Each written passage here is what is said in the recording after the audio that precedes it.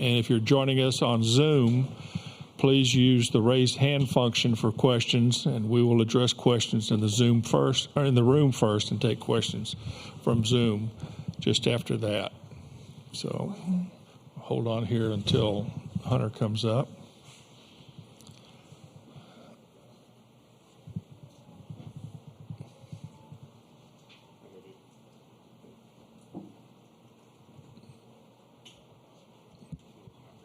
Here he is.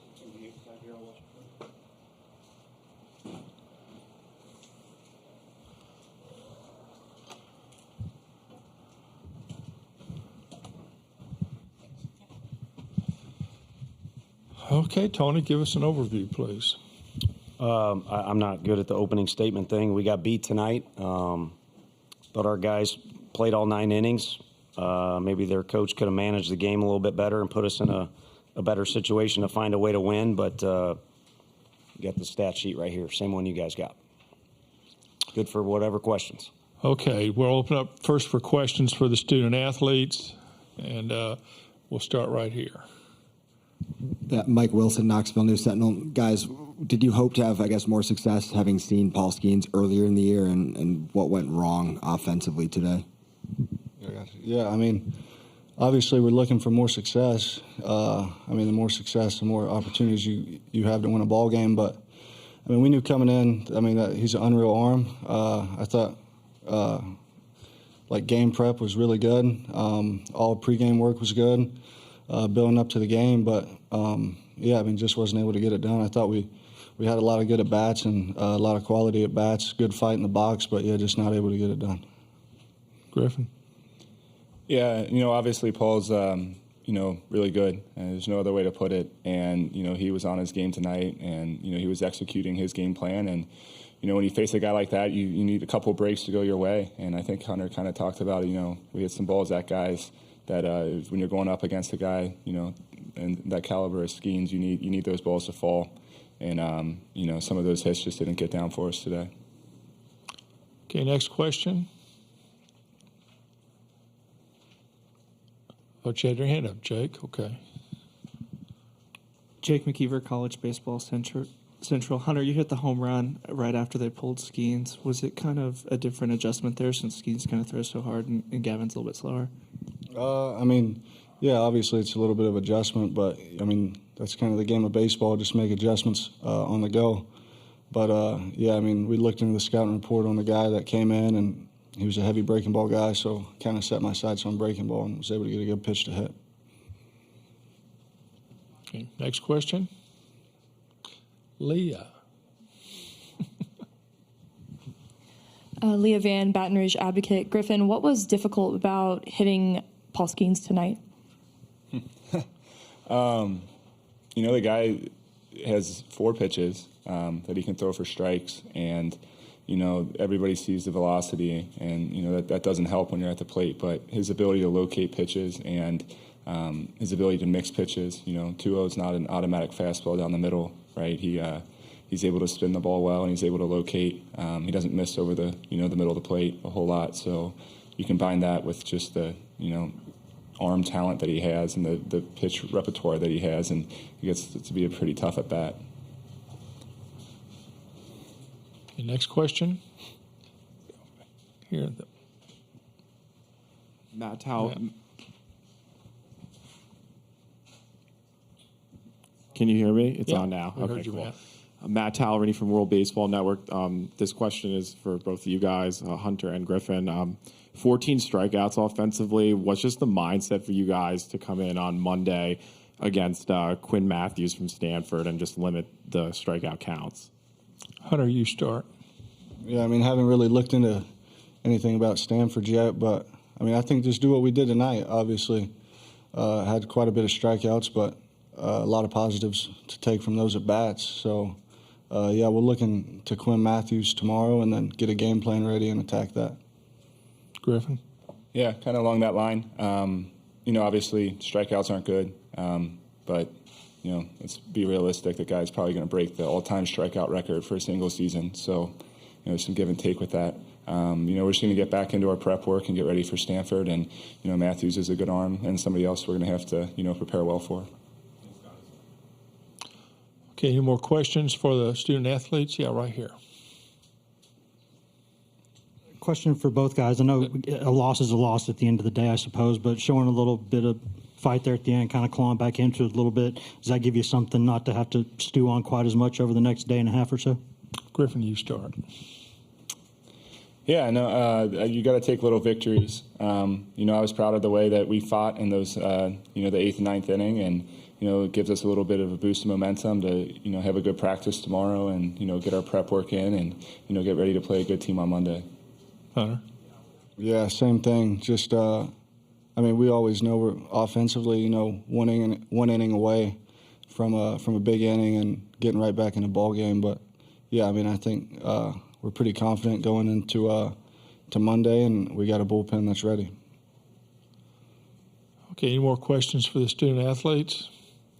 If not, guys, you're excused, and we can get ready for questions to Tony.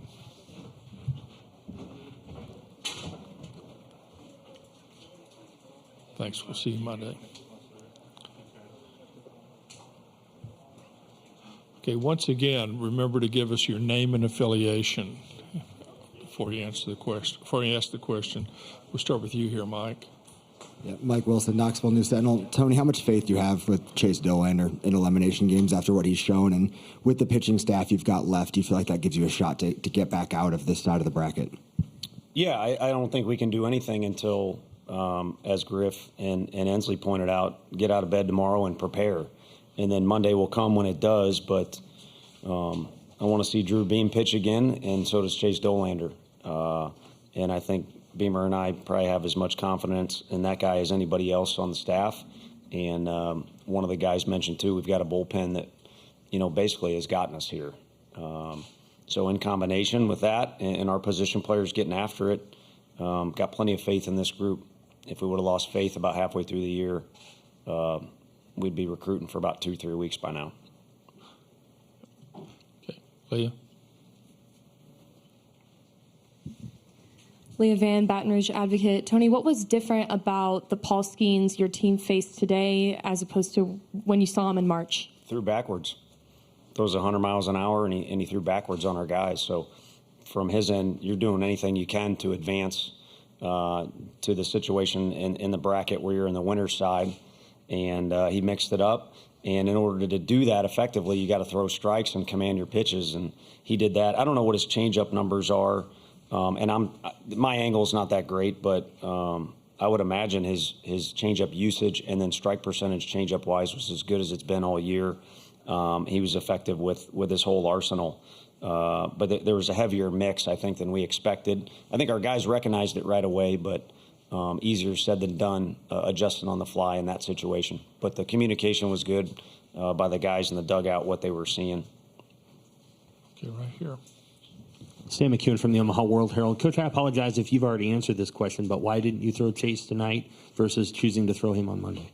We just went with our rotation. That's been our rotation for the second half of the season is Lindsey, Doe, and Beam. And we're fortunate enough that we've got a guy that people call our closer in Chase Burns, but he's really a starter that we're fortunate enough to use in a bunch of different situations. And then there's a lot of other guys that have contributed too. So I'm not sure where those numbers are. I only look at a couple different stats, but I think that group combined had as good as any ERA in the conference, I think, or at least up there. Okay, right here. Jack Foster, Rocky Top Insider. Tony, just what was your thoughts on how Andrew pitched tonight? He was good. I mean, they did what you got to do against a guy like Lindsey. I mean, he's a heavy ground ball guy. He mixes well himself, and they had the one big swing. I don't know what we did to Gavin, but he hates us. And I'm only, speaking in brevity, the best I can do. He's done well against us the 4 games we've played this year. But other than that swing, they just kind of, I don't know, you say nickel and dime. They took what they, could get off them and found some holes and were able to accumulate some things. And I don't know. I'd love for all you to come over to the hotel and we replay the game like it's a video game and make decisions. But when you're going on the fly there, we treated that situation where Combsy came in as almost like a 9th inning type situation because, just to be frank, because of the guy that we were facing, on their side of things.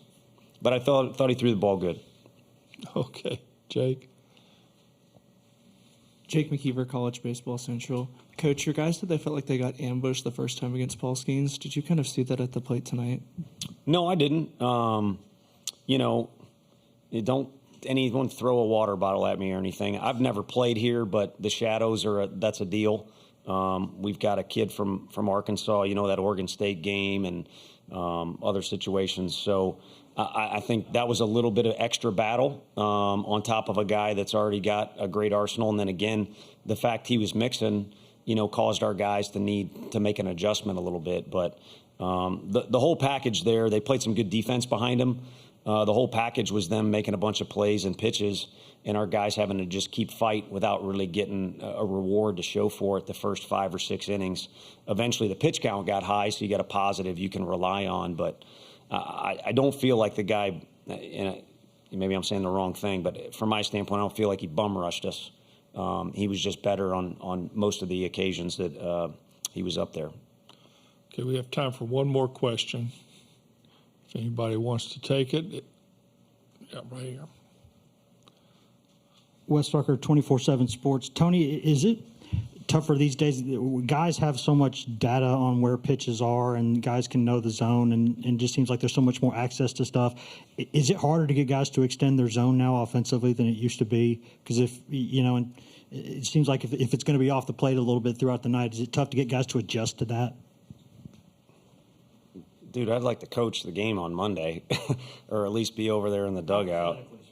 I think the TrackMan deal has just changed the game because that data is there and everybody sees it. So you kind of want to know what the game is so you can try and win the game, and you accumulate that data as best you can and attack in certain situations. I think what you're saying is, if guys got to adjust on the fly, can they do that? And that's a part of the game. I mean, Hunter's a smart kid, man. He said it. It's a game of adapting and adjusting on the fly. So you have to kind of see what's out there. And there's certain days. I mean, Hattiesburg, part of winning the game is dealing with lightning delay. Sometimes the ball's carrying, sometimes it's not. So there's a bunch of different battles going on within trying to put a ball in play off a pitcher, our guy trying to throw a pitch and locate it. So I think you just got to do whatever you got to do to get it done. Not the most eloquent answer, but best I can do. Okay. I did get a degree. Tony, thank you. Yeah. Stanford will be the home team. Okay. Next Gotcha. Yeah. Thank you.